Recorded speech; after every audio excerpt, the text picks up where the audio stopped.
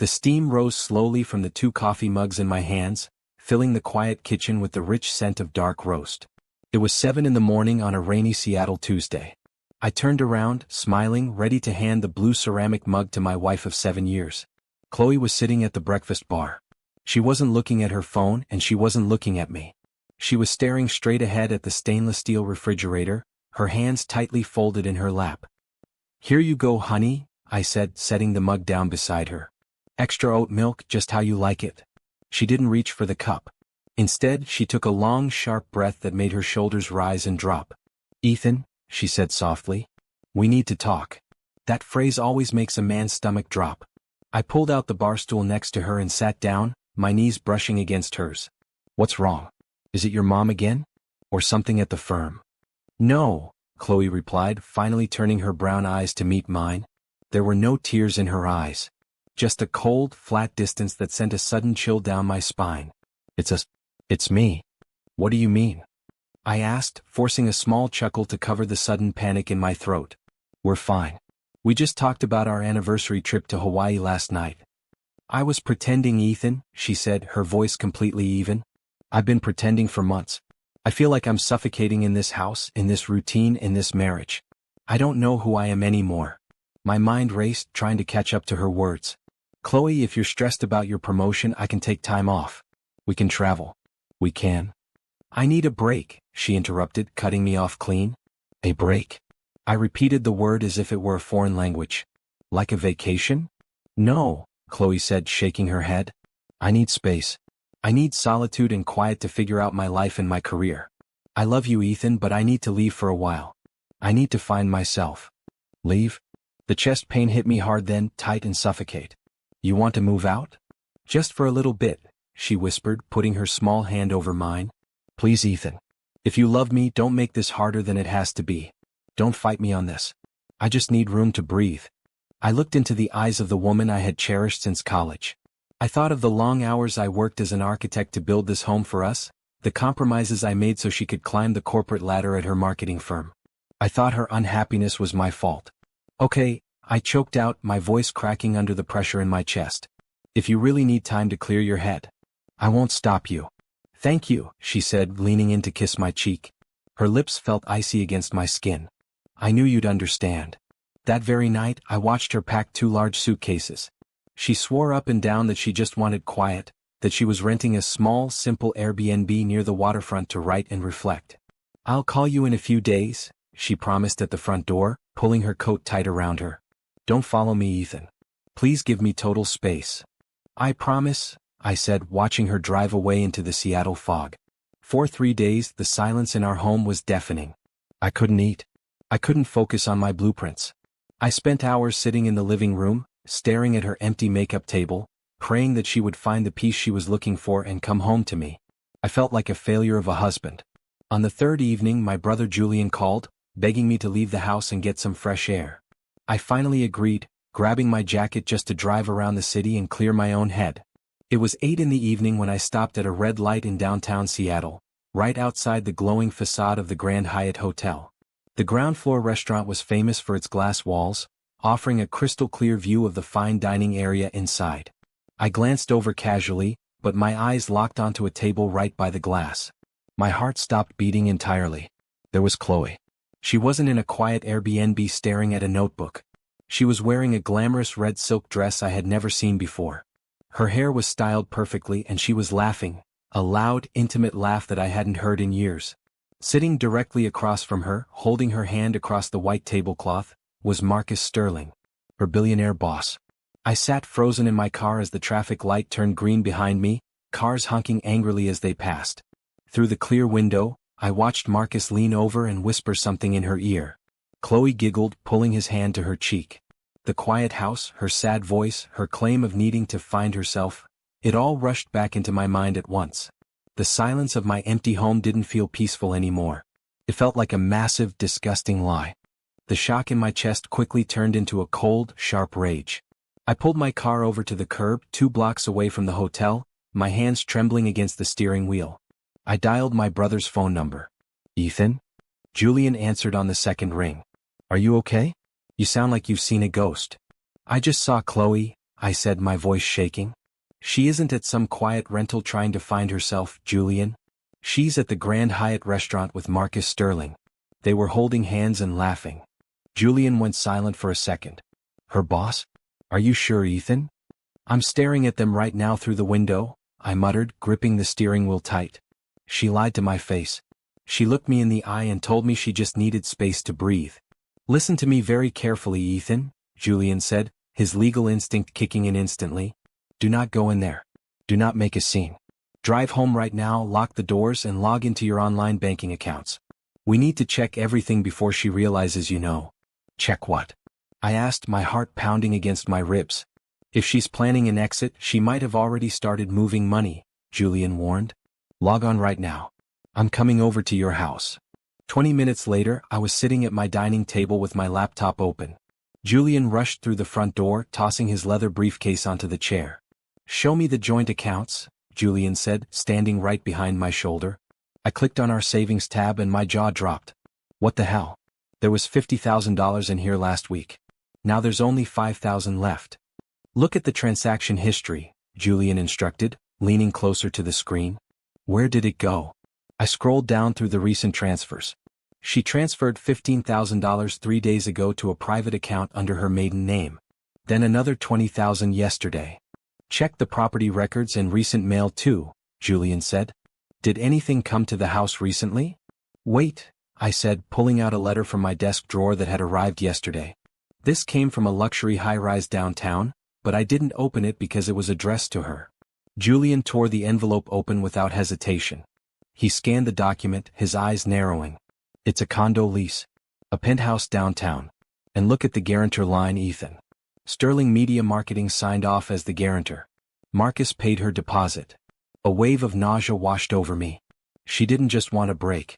She planned this whole thing out while sleeping in my bed. It gets worse, Julian said quietly, tapping the paper. This lease was signed 2 weeks ago, before she ever asked you for a break. I stood up, feeling completely sick. I need to talk to her mother. Deborah must know something about this. Ethan, don't, Julian warned. Deborah has always been on Chloe's side. I need to hear it for myself, I said. I picked up my phone and dialed my mother-in-law. Deborah answered on the third ring, her tone instantly cold and condescending. Hello, Ethan, Deborah said dryly. If you're calling to complain about Chloe needing space, please don't. She's under a lot of stress. Deborah, did you know Chloe moved into a luxury condo downtown? I demanded, skipping the small talk. Did you know she took $45,000 out of our joint savings? Deborah let out a harsh, dramatic sigh over the line. Oh, stop acting like a victim, Ethan. Chloe is an ambitious woman. She deserves a lifestyle that you simply couldn't provide on an architect's salary. She cheated on me with her boss. I shouted into the phone. She stole our money. Marcus Sterling is a powerful, wealthy man who can actually advance her career, Deborah replied without a trace of guilt. You were holding her back, Ethan. If she moved on, it's because you failed to keep her satisfied. Don't call me again with your petty drama. The line went dead. I stared at the phone in total disbelief, the silence in the room returning like a heavy weight. Julian put a firm hand on my shoulder. I told you, Julian said softly. They don't care about the truth, Ethan. They only care about status. So what are you going to do now? Are you going to sit here and wait for her to come back when Marcus gets bored of her? I looked around our empty living room. I looked at the framed wedding photo on the mantel, the blue coffee mug still sitting on the kitchen counter, and the pile of bank statements spread across the table. The sadness inside me suddenly vanished. In its place was a sharp, unbreakable clarity. I was done being the gullible, loving husband who sacrificed everything for a woman who viewed me as a stepping stone. No, I said, my voice steady and firm for the first time all night. I'm not waiting for anyone. What's the plan? Julian asked, pulling a yellow notepad from his bag. I refused to play the role of the weeping, desperate husband sitting by the phone, I said, turning to look my brother straight in the eye. Draw up the final divorce papers, Julian. Freeze the remaining accounts and file a motion for the stolen funds. Are you sure? Julian asked gently. Once I file these, there's no turning back. I'm completely sure, I replied clearly. Her break is over. The separation is permanent. 3 weeks went by without a single word from me.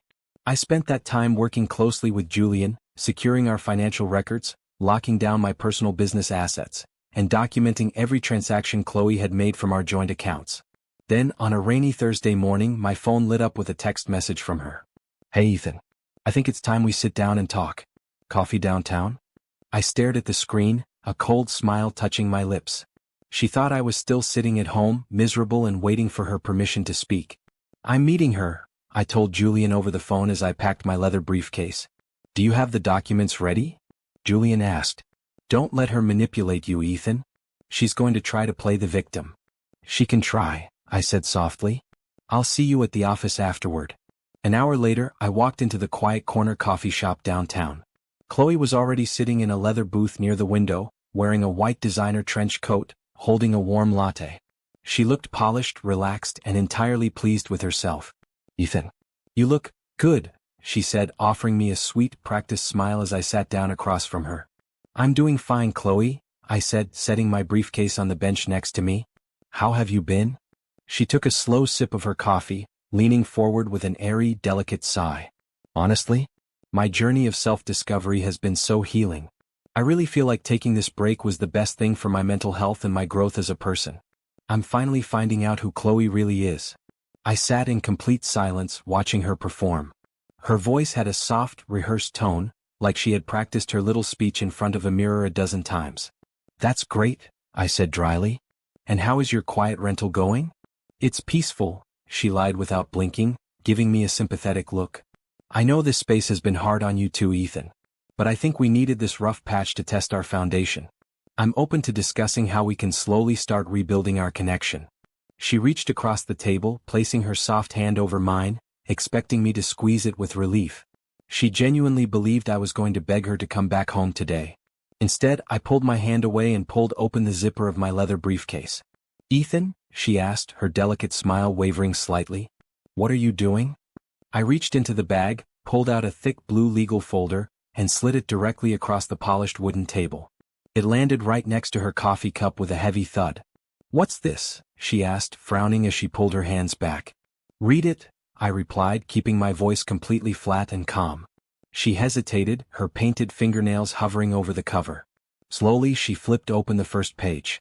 Her eyes scanned the bold black text at the top of the paper, and the color instantly drained from her face. "Dissolution of marriage?" she gasped out loud, her eyes widening in pure shock. Her calm, rehearsed facade completely cracked in a single second. "Ethan, what is this joke?" "It's not a joke," I said, leaning back against the leather booth. "Those are final divorce papers." "Divorce?" she yelled, her voice pitching high enough to make a couple at a nearby table turn to look at us. She quickly lowered her voice, leaning over the table, her cheeks turning red. "Are you out of your mind, Ethan? We're taking a break. A temporary space. You're throwing away 7 years of marriage over a simple rough patch." "A rough patch?" I let out a low laugh, looking her dead in the eye. "Is that what you call moving into a luxury penthouse paid for by Marcus Sterling?" Chloe froze as if she had been slapped across the face. Her lips parted, but no sound came out. I don't know what you're talking about," she stammered, her hands visibly starting to tremble over the blue folder. "Marcus is just my boss, Ethan. He was helping me find an apartment because—" "Stop lying, Chloe," I interrupted, my voice dropping to an icy whisper that cut right through her excuses. "I saw you two at the Grand Hyatt 3 weeks ago. I saw you holding his hand. I saw the lease agreement that Marcus's company guaranteed 2 weeks before you ever asked me for a break." "Ethan, listen to me." "No, you listen to me," I said, standing up from the booth. "I checked the bank accounts.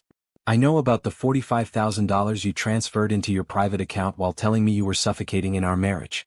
My lawyer has already filed a motion to freeze those funds." "Your lawyer?" she whispered, her voice cracking as genuine panic filled her eyes. "Ethan, please don't do this. We can talk about this. Marcus means nothing to me, it was just a corporate move." "You wanted space to find yourself, Chloe," I said, buttoning my coat jacket and looking down at her trembling figure. "Well, you found yourself single." "Ethan, wait. Don't walk away," she pleaded, reaching out to grab my sleeve, her polished mask completely shattered into desperation. "You have 3 days to sign those papers and return the money you took," I said, stepping back out of her reach. "If you don't, Julian will take this straight to court, and Marcus's company board will get a very public copy of your lease agreement." I turned my back on her panicked, pale face and walked out into the rain, feeling the heavy weight finally lift off my shoulders. It turns out that karma moves with terrifying speed when a person's life is built entirely on a foundation of lies. For the first few days after our meeting at the coffee shop, Chloe tried to launch a smear campaign against me. Mutual friends called me, asking why I was being so cold and heartless to my wife while she was simply going through a personal identity crisis. But those calls stopped overnight when Julian's legal team filed the formal disclosure documents. "We didn't just expose her affair, Ethan," Julian told me over coffee in his office late Monday afternoon. "When we submitted the financial subpoena regarding that luxury lease, Marcus's corporate board got wind of it. It turns out Marcus was misusing company expense funds to lease private apartments for junior staff members in exchange for personal favors." "Are you serious?" I asked, putting my cup down. "Dead serious," Julian grinned. "Sterling Media launched an emergency internal audit this morning to contain the damage. Marcus was escorted out of the building by security 2 hours ago. He's officially fired." "And Chloe?" "Her promised promotion to director was cancelled immediately," Julian replied, sliding a paper toward me. "And because she co-signed that lease under fraudulent corporate terms, she's personally liable for the back rent." The reality of her situation hit Chloe fast. That very evening my phone began ringing incessantly. Dozens of missed calls illuminated my screen, followed by desperate, sobbing voicemails. "Ethan, please answer me," her voice cried through the speaker on one recording. "Marcus lied to me about everything. He kicked me out of the condo. I have nowhere to go, Ethan. Please, I made a huge mistake, can we just talk?" I listened to the message, deleted it, and put my phone face down on my desk. I felt no joy in her suffering, but I felt no desire to save her either. Instead of drowning in the drama, I threw every ounce of my energy into my work at the architecture firm. My boss had just assigned me to lead the pitch for the Seattle Waterfront Civic Center, a multi-million-dollar municipal contract that could define my career. "Ethan, I want you to work with Maya Lin on this project," my boss said during our Tuesday morning briefing. "She's our top associate designer, and her structural concepts are brilliant." Maya was a quiet, exceptionally talented designer who had joined the firm 2 years ago. When we sat down in my office to review the initial drafts, her passion was infectious. "Look at this angle, Ethan," Maya said, pointing enthusiastically at a blueprint spread across my drafting table. "If we open up the central atrium with sweeping glass panels, the natural light will flood the lower floor without increasing energy costs. You designed the base structure perfectly." "You really think so?" I asked, smiling genuinely for what felt like the first time in months. I was worried the archway was too aggressive. "Not at all," Maya said softly, looking up at me with clear, honest eyes. "It's bold and grounded. You have an incredible eye for structural integrity, Ethan. You just need to trust your own vision more." Her words hit me deeper than she realized. For years, Chloe had subtly picked away at my confidence, telling me my work was safe and boring. Maya saw my true worth in a matter of hours. Over the next month, Maya and I worked 14-hour days, refining the Civic Center blueprints and preparing our presentation to the City Council. We built an unbreakable professional partnership grounded in mutual respect and shared passion. On the day of the final presentation, the City Board unanimously selected our design. "We won, Ethan." Maya cheered, throwing her arms around me in the hallway outside the council chambers. "We actually won." "We did it," I laughed, hugging her back tightly, feeling a rush of genuine pride wash over me. My career was soaring to heights I had never imagined possible. When I returned to my office building that afternoon, a familiar figure was standing near the glass elevators. Chloe looked terrible. Her designer coat was wrinkled, her eyes were bloodshot, and her hair was tied back in a messy knot. The moment she saw me step through the revolving doors, she rushed toward me. "Ethan," she sobbed, grabbing my forearm in front of the lobby reception desk. "Please, you have to help me. Marcus abandoned me completely. I lost my promotion, my colleagues are gossiping about me, and the landlord is threatening to sue me." "Chloe, let go of my arm," I said, keeping my voice calm, level, and entirely polite. "I was stupid, Ethan," she wept, tears streaming down her pale cheeks. "I thought I wanted excitement, but I was so wrong. You were the only man who ever truly cared about me. Please let me come home. We can rebuild everything." People in the lobby were starting to stare. I gently took her hand and removed it from my sleeve, stepping back to maintain a clear distance between us. "The house is being put up for sale next week, Chloe," I said, looking at her without an ounce of anger or affection left in my heart. "My lawyer sent the final settlement papers to your address yesterday. Sign them." "Ethan, please don't be so heartless," she pleaded, reaching out again. I know I hurt you, but don't throw away our future over a mistake. You didn't make a mistake, Chloe. You made a choice, I replied softly. And now you have to live with it. I turned toward the private elevator bank, swiping my security card to step inside, leaving her crying alone in the middle of the lobby floor. The morning of the final divorce signing was cold and crisp. I sat at the mahogany conference table in Julian's downtown law firm, holding a black fountain pen. Julian sat right next to me, organizing the thick stack of financial asset disclosures and official separation decrees. The glass door opened and Chloe walked in, followed by her overworked court-appointed attorney. I barely recognized her. The polished, arrogant woman who had walked out of our home 3 months ago was completely gone. She wore a plain, oversized gray sweater with no makeup. Dark, heavy circles framed her hollow eyes, and her hair was pulled back into a hasty, messy ponytail. She had lost her high-paying job at Sterling Media after the audit exposed her involvement with Marcus. To make matters worse, her status-obsessed mother, Deborah, had completely cut her off out of sheer embarrassment, refusing to even take her phone calls. Chloe didn't look at Julian. Her eyes locked straight onto me, filled with an overwhelming, desperate sadness. "Good morning, everyone," Julian said, his professional tone cutting cleanly through the thick tension in the room.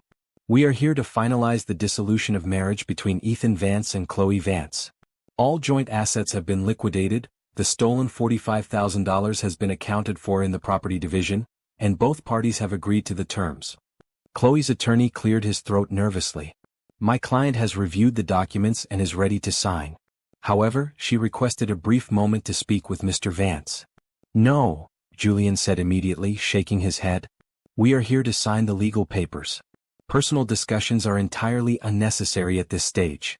"Please, Julian," Chloe whispered, her voice cracking as tears immediately welled up in her bloodshot eyes. She looked across the long table directly at me, her hands trembling over her purse. "Ethan, please. Just 5 minutes in private. That's all I'm asking for. Please give me 5 minutes before I sign my life away." Julian looked at me, silently leaving the decision in my hands. I looked at the weeping woman across the table. I didn't feel rage anymore, nor did I feel any lingering sense of bitter betrayal. I just saw someone who had destroyed her own world out of greed. 5 minutes, I said quietly, standing up from my chair. "In the hallway." Julian frowned slightly in concern, but I gave him a subtle nod to let him know I had total control of myself. I stepped out into the quiet, carpeted hallway of the law firm, and Chloe followed closely behind me, closing the heavy wooden door behind her. The moment the door clicked shut, she burst into silent, violent tears, burying her face in her hands. "Ethan, I am so sorry," she sobbed out, stepping closer to me, her voice trembling with intense grief. "I was so foolish. I let Marcus fill my head with grand promises of success and power. I thought I wanted a glamorous life, but I lost everything that actually mattered." "You made your choices, Chloe," I said, standing tall with my hands resting calmly in my pockets. "The break was the biggest, most horrific mistake of my entire life," she cried out, reaching forward to grasp my sleeve with trembling fingers. "I swear to you, Ethan, I never stopped loving you. Not for a single day. When I was with him, all I could think about was how gentle and kind you were to me. I thought I wanted space, but all I really needed was you." "Chloe, stop," I said softly, stepping back so her hand slipped off my coat. "Please give me one more chance," she begged frantically, tears streaming freely down her pale cheeks and dripping onto the carpet. "We can go to marriage counseling. We can sell the house and move to another city, start completely fresh. I'll do anything you want, Ethan. Just please don't abandon me like this." Looking down at her desperate, weeping face, I felt a momentary pang of deep sadness. It wasn't a sadness for the broken woman standing in front of me now, but a quiet mourning for the innocent, joyful life we used to share years ago. However, there was no desire inside me to return to that lie. The trust was entirely gone, replaced by a clear understanding of who she truly was when tested by temptation. I reached into my inner jacket pocket, pulled out a clean white handkerchief, and gently placed it into her trembling hands. "You didn't love me, Chloe," I said, my voice completely steady, calm, and filled with quiet finality. "You only loved the safety and unconditional support I provided for you while you looked for something better. And now that your gamble failed, you want your safety net back." "That's not true, Ethan," she whimpered, dabbing her wet eyes with the cloth. "I love you. Your choices had permanent consequences, Chloe," I said, looking her straight in the eyes without an ounce of hatred. "I don't hate you and I forgive you for what you did. but I am moving forward with my life, and you need to move forward with yours. I opened the heavy door and walked back into the conference room, pulling out my seat. Chloe slowly shuffled in after me, her head bowed low in total defeat. Without saying another word, I picked up the black fountain pen, signed my full name across the last page of the divorce decree, and slid the folder over to her side. Chloe picked up her pen with shaking fingers, wept silently for a second, and placed her signature right below mine. "It's done," Julian announced, closing the file. "I wish you the best, Chloe," I said softly. I stood up, picked up my coat, and walked out into the corridor, leaving her weeping quietly in the conference room. The cool evening breeze brushed against my face as I stood on the open-air rooftop deck of the newly completed Seattle Waterfront Civic Center. The sun was setting over Elliott Bay, painting the horizon in deep hues of gold and orange. Beneath me lay 16 floors of glass, steel, and concrete, a massive architectural complex that Maya and I had spent the last half-year designing from scratch. My phone vibrated in my jacket pocket. I pulled it out and saw my brother's name on the screen. "Hey Julian," I said, leaning back against the sleek glass railing. "Ethan, are you at the grand opening right now?" Julian asked, his voice full of energy and pride over the speaker. "I just saw the news coverage on television. The mayor was giving a speech right in front of your main atrium." "Yeah, I'm up on the rooftop deck right now taking a breather," I laughed quietly. "It feels surreal seeing the whole building finished." "You earned every bit of this moment, little brother," Julian said warmly. "By the way, I got a final update regarding the legal settlement cases today. I thought you might want to close that chapter completely." "What happened?" I asked, looking out over the glowing city skyline. "Chloe officially moved out of the city last weekend," Julian replied. "She couldn't afford her apartment lease here, and no agency in Seattle would hire her after the audit scandal spread through the industry. She had to move back to her small hometown in Oregon." "Is she living with her mother?" "No, Deborah still refuses to let her stay in her house," Julian said. "Chloe rented a tiny studio apartment on the edge of town and took an entry-level clerical job at a local logistics company. She's living a very quiet, isolated life now." "I see," I said softly, taking in the news. "How do you feel hearing that?" Julian asked gently after a brief pause. "Do you feel angry or happy?" "Neither," I answered honestly, a genuine feeling of calm washing over me. "I don't feel any malice toward her anymore. She made her choices and now she's living with the heavy weight of those choices. I'm just glad I'm not trapped in that web of lies anymore." "That's the spirit, Ethan," Julian said, his tone light and cheerful again. "You built a brand new life for yourself. Enjoy your big night tonight. You've earned it." "Thanks, Julian. I'll talk to you tomorrow," I said before hanging up. I put my phone away and leaned my arms against the metal ledge. It was crazy to think that just 6 months ago, I was sitting in an empty house, crying over a woman who had used a fake break to cover up her affair and dismantle my life. Back then, I thought her departure was the worst tragedy that could ever happen to me. Now, looking down at the thriving city, I realized her demand for space wasn't the end of my world at all. It was the exact catalyst I needed to wake up. Her betrayal didn't destroy me, it freed me from a life built entirely on an illusion. "I thought I might find you up here," a soft, familiar voice called out behind me. I turned around to see Maya walking across the rooftop terrace, holding 2 glasses of sparkling apple cider. She wore an elegant dark blue dress, her smile glowing softly under the warm outdoor lights of the venue. "Hey," I said, smiling warmly as she walked up next to me. "Shouldn't you be downstairs answering questions from the architectural board?"